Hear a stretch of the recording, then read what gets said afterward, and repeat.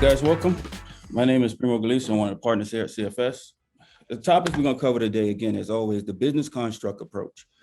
Now, the difference between a business construct and individual construct, the individual construct takes the framework out of other people who may have to do something that is according to a system versus a business construct, which is actually based on the board of the directors, the officers, and stockholders' interests. So it's critical that we all understand, even though the emotions may be present, the individual construct has no place in business.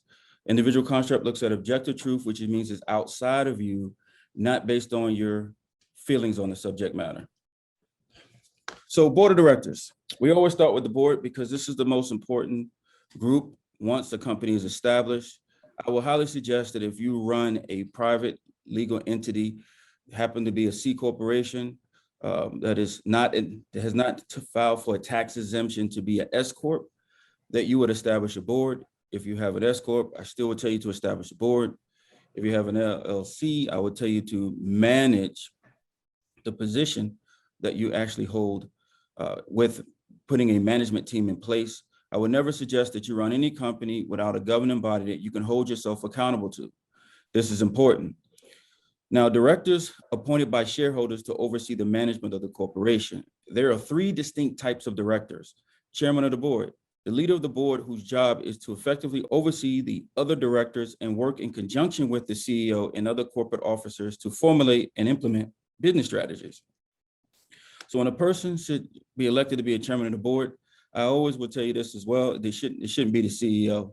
And then I'll explain that a little bit later, but the chairman of the board and this should not be the CEO in an early stage company. If you place yourself as the chairman of the board and you are the CEO, I'm going to assure you, you have an ego. This here is not a healthy approach because of the responsibility of the chairman of the board to do oversight. Did you see that? The chairman of the board, the leader of the board, whose job is to effectively oversee the other directors and work in conjunction with the CEO and other corporate officers to formulate and implement the business strategies, which comes down from the board. The next type of director that you'll find inside of a legal entity that's established, that you see as a public listed company, is called the inside director. Directors elected from within the company who has either a direct stake in the success of the business or who work in the daily operations and can offer inside perspective.